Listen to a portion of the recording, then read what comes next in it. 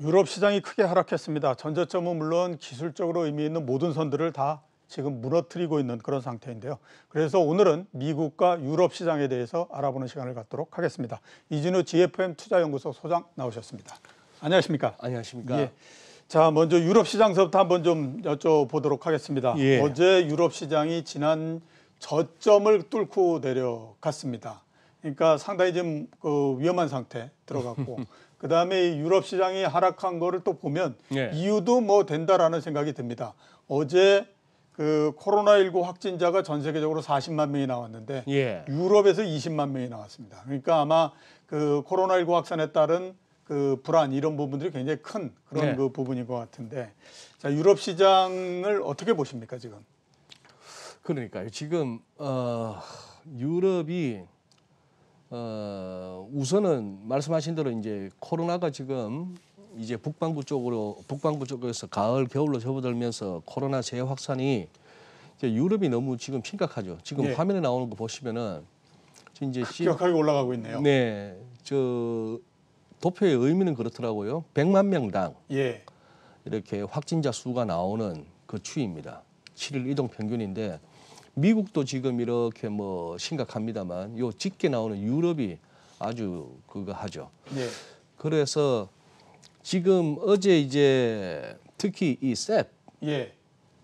이쪽이 빠져도 너무 많이 빠졌습니다. 하루에 예. 22% 빠져버렸는데 예.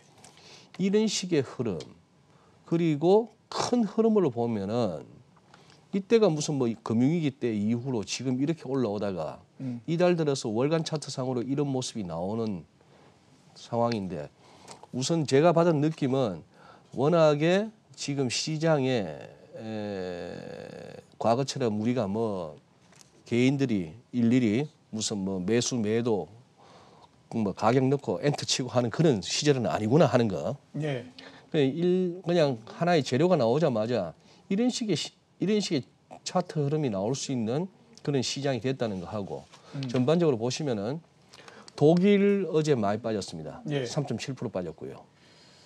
예, 지금 이제 여기서 유럽 전체적으로 봤을 때는 미국과 다르게 나스닥이나 S&P 500은 뭐 팬데믹 이전 수준으로 확 올라가 있습니다만 독일은 그렇지 않고 유럽은 그렇지 않고 그 중에서도 이탈리아 같은 데는 독일보다도 훨씬 미진한 상승폭 이후에 조금 밀리는 그런 그렇죠. 모습. 예, 예. 네. 거기다가 뭐 조금 이렇게 코로나에서 좀 빗겨나 있는 노르웨이도 어제 3%대 전반적으로 좀 이렇게 시장이 흔들렸는데 예. 유로스톡스 50을 한번 보니까 예. 조금 생각이 많아집니다. 예. 저 같은 이제 차티스트 입장에서는 이 흐름이 지금 꼭지 보고 지금 흘러내리는 모습인지 예. 아니면 지금 그동안 팬데믹 때의 급락 이후 그야말로 급하게 또 이렇게 회복을 하다가 지금 이제 숨 고르기 이렇게 보면 뭐 깃발형 내지는 이런 모습이라서 지금 이게 꼭지 찍고 내려오는 모습 같지는 않다는 말입니다. 네. 예, 그런 상황이라서 다시 이렇게 보면은 지금뿐만 아니고 시장에 너무 많은 불확실성이 있습니다. 예. 제일 먼저는 미국 대선 결과고 그렇죠. 이제 딱 일주일 앞으로 다가왔네요. 그리고 이게 또 결과는 깔끔하게 나올 것인지 그렇죠. 서로 이게- 치고받고 난리를 예, 치지는 않을지. 치고받고 난리를 칠 것인지 심지어 뭐 좀 자극적인 매체에서는 미국에서 폭동날지도 모른다 이러는데 예. 그리고 이제 부양책도 마찬가지입니다. 여기에 지금 달렸는데 나오긴 나오는가? 아마 대선 이후에 나오겠죠. 지금 선거 전에는 보니까 서로 말은 나는 하고 싶은데 저쪽이 원치 않아. 예. 저쪽에서 버텨. 이게 펠로시 쪽이나 백악관 쪽이나 서로 하는 주장인데 그러고 나서 실제 선거 이후에도 지금 뭐 민주당이 되든 공화당이 된다면은 그렇게 크지는 않을 것 같은데 예. 민주당이 된다고 해서 지금 막 선거 이전에 얘기하는 2조 2천억 달러 이 정도 규모가 실제 나올 수 있을까 하는 부분. 그거는 어떻게 보면은 상원 하원이 계속해서 이렇게 양당 간에 나눠 가지는 구도로 간다면은 부양책에 대한 기대는 그렇게 클 수도 없다는 거고. 예. 부양책이 되건 간에 어쨌거나 인플레는 괜찮은가 앞으로. 금리 이러다가 오르면 어떡하나. 그리고 코로나. 백신하고 치료제는 어떻게 됐는데 하는 거하고 미중 갈등이 또 은근히 요즘 뉴스에서 좀 밀려 있습니다만 예. 이게 보면은 지금 만만치 않습니다. 지금 뭐 오죽하면 항미 원조라는 표현이 시주석 입에서 나오고 그렇죠. 거기다가 지금 뭐 보잉이나 록히드 마틴 같은 데도 중국에서도 제재한다고 나오고 하는 거 보면은 이게 그러니 시장이 어제 한번 뭐 유럽, 미국 할 것 없이 시원하게 한번 출렁거린 것 같습니다. 예. 네. 자, 그 문제는 뭐냐면 유럽 시장의 하락이 유럽만으로 끝나지 않고 네. 미국 시장을 끌고 내리는 거 아니냐라고 하는 우려가 상당히 있거든요. 네. 그리고 그게 뭐 아주 이 현실성 없는 우려다라고 볼 수만은 없는 게 전 네. 세계 주식 시장이 어떻게 생각하면 상당히 동조화되어 있는 형태이기 때문에 네. 동조화된다라고 하는 건 미국 시장이 다른 나라에도 영향을 줄 수 있지만 다른 나라 시장에 미국이 영향을 받는 부분들도 있다라고 봐야 되거든요. 그렇죠. 그래서 유럽 시장이 이렇게 그 하락하는 부분들이 미국 시장을 끌고 내리는 거 아니냐 하는 우려에 대해서는 어떻게 지금 판단하고 계십니까? 뭐 지금 이렇게 외신 같은 데서 이렇게 보면은 이제 뭐 그런 기사들이 나오죠. 선거 한 일주일 앞두고 이번 주는 굉장히 좀 변동성이 크고 예. 뭐 그런 시기 되겠으나 선거 끝나고 나면 또 안도랠리가 올 것이다. 뭐 이런 얘기를 합니다. 예. 뭐 참 하기 좋은 말로 그렇게 얘기하는데 그렇다면 뭐 안도랠리가 있을 것 같으면 흔들린다고 팔 이유가 없는 거죠. 그렇죠. 예. 그런 상황인데 지금 어제 다우 지수의 낙폭을 보고 깜짝 놀랐습니다만 기술적으로 봤을 때는 아직까지 시장은 망가졌다고 할 수는 없을 정도입니다. 보시다시피 지금 여기서 뭐 일간 기준선이나 요 구름대가 아직 유지가 되고 있는데 요 부분입니다. 요 지금 커서가 깜빡깜빡 여기 하는 요 부분이 11월 한 5일, 6일 그 무렵인데 이 여기서가 이제 시장은 방향을 잡을 것 같다는 얘기죠. 그 딴 거 없이 대선 끝나고 특히 4일과 5일 이틀에 걸쳐서 열리는 FOMC 요 두 개를 갖다가 보고 방향 잡을 것 같다 하는 생각은 듭니다. 나스닥이 이제 묘하죠. 나스닥을 갖다가 지금 다우존스를 이렇게 봤고 나스닥은 위클리로 보면은 후행 스팬 이렇게 뭐 종가 기준의 후행 스팬 보시면 지금 종가로는 거의 딱 더블탑 찍고 지금 약간 밀리는 국면입니다. 그리고 위클리 무거운 것도 사실이고 한데 근데 이제 이걸 갖다가 좀 이제 시장은 아무리 돈은 많지만 소화해내야 될 것 같습니다. 이익의 질, 예. 특히 테슬라 같은 경우죠. 뭐 숫자만 한번 보시면 내용이 많아서 3분기 순이익이 3억 3,100만 달러인데 이 중에서 이른바 이거 탄소 배출권 뭐 관련한 이 크레딧 판매 이거 탄소 자기들이 이제 전기차 회사다 보니까 탄소 안 나온다 이거죠. 이거 판 게 3억 9,700만 달러 순이익보다 더 많습니다. 그러니 차 팔아서 지금 이익 내는 회사는 아니다 이 소리가 나오는 거고 그리고 이런 기사도 보면은 조금 묘하죠. 과거 우리 닷컴 버블 때 예. 뭐 2000년도에 텔컴 답만 붙으면 막 날아가듯이 예. 전기차 회사다 하면 그냥 간다는 거예요. 기사를 한번 정리해 보면 이런 겁니다. 예를 들어 피스크라는 회사는 매출 실적 빵, 직원 수 지난 8월 현재 49명, 시제품 한 대만 보여놓고 그리고 나서 5년 후에는 한 130억 달러, 130억 달러가 얼마입니까 이게 돈이 이런 식이죠. 그래서 결국 월가에서도 시장은 좀 도취된 상태다.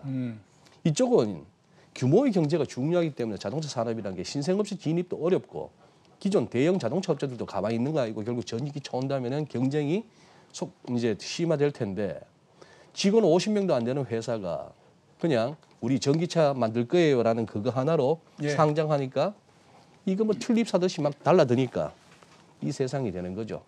누구 좋은 짓 하는지 모르겠습니다. 이 돈 많은 세상에. 예. 그런 상황이고 그러다 보니까 지금 미국 10년물도 지금 여기 보시면은 결국 여기가 1.25 어라운드거든요. 예. 1.25 어라운드란 얘기는 우리가 최근에 봤던 0.6, 0.7 그 레벨의 구간에 딱 2배입니다.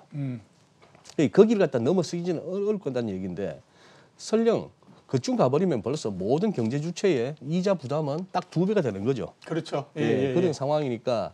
근데 지금 이게 기술적으로 봤을 때는 이게 벌써 후행 스팸 뭐 가격대 뚫고 올라오고 이렇게 모여서 이렇게 지금 방향을 틀어서 이게 지금 금리가 튀면은 너나 할 것 없이 다 죽는 판인데 예. 이제 금리가 조금 이제 찝찝한 그런 상황입니다만 어쨌거나 지금 이 정도에서 아직까지 믿을 구석은 그거죠. 그래도 밀리면 들어올 만한 돈 많고 뭐 개인 사다가 개인 팔면 외국인이나 기관이 사주고 국내로 보자면은 이런 상황에서 또 뭐 지수가 빠질만 하니까 또 뭐 삼성그룹주들이 또 받쳐주고 예. 뭐 그렇게 해서 지금 이렇게 시장이 야 아직까지 이게 망가진다고 할 수는 없는 거야 하는 그런 분위기 같습니다. 예. 네. 일단 아무튼 그러면 정리를 해보면 미국 시장이 11월 중순 정도까지는 아무튼 방향을 못 정할 거고 예. 그다음에 또 기술주나 이런 것들도 뭐 특별하게 힘을 받거나 이러기는 좀 어렵다. 이렇게 이제 정리를 해볼 수 있을 것 같고요. 이제 네. 막 편하게 벌던 그렇죠. 편하게 벌던 시기는 때는 분명 좀 지난 지난 것 거죠. 같다. 네. 어느 회사인가 레포트의 제목이 그거더라고요. 편하게 성장할 수 있는 때는 지났다. 이런 거였었는데 아마 똑같은 게 아닌가라는 네, 생각이 그런 것 들고요. 같습니다. 좀 전에 이제 그 금리를 보여주셨는데 네. 자, 우선 이제 그 그림만 우리가 이렇게 보면 네.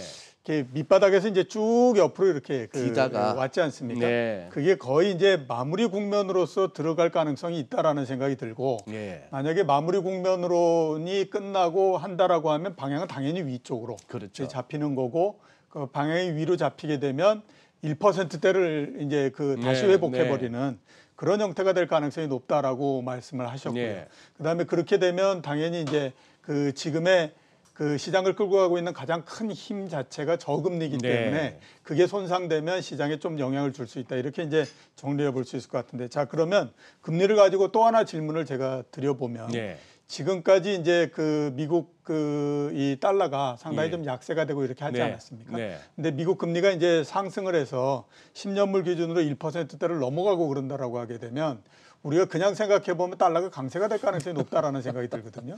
달러의 방향성에 대해서는 그렇게 되면 어떻게 될 거라고 보십니까? 네, 달러의 방향성. 그러니 지금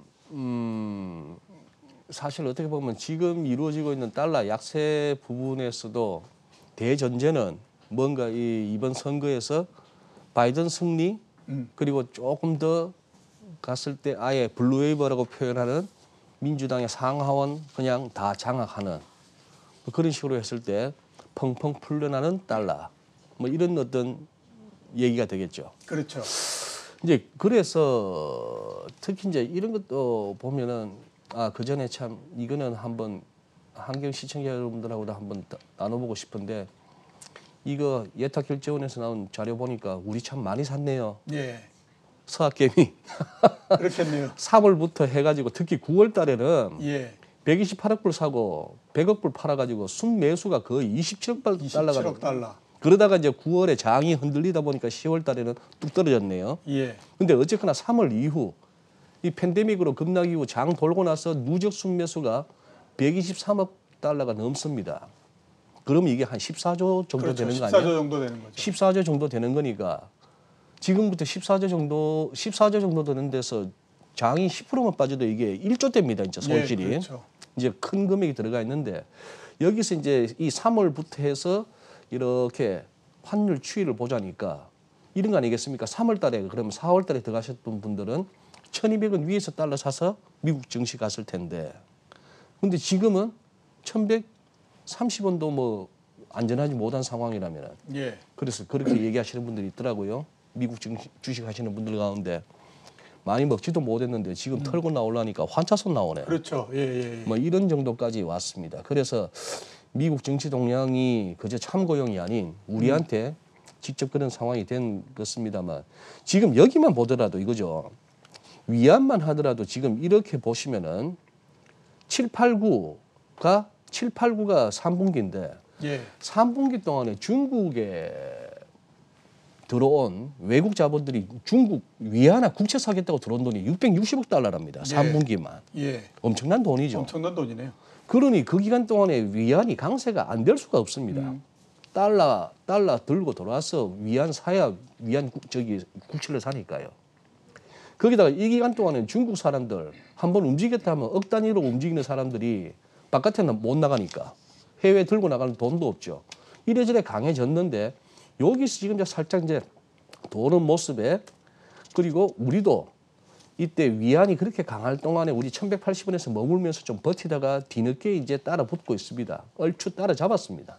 이제 그런 상황이라 가지고 지금부터 이제 환율이 좀 이렇게 궁금해집니다만 요지는 지금 이런 모든 어떤 흐름이 만약에 트럼프 대통령의 재선으로 그냥 결과가 난다면은 좀 이런 포지션들이 좀 뒤집어질 가능성이 있다는 얘기죠. 예. 포지션 방향이. 예. 네. 알겠습니다. 네. 자, 오늘 나와주셔서 대단히 감사합니다. 예, 고맙습니다.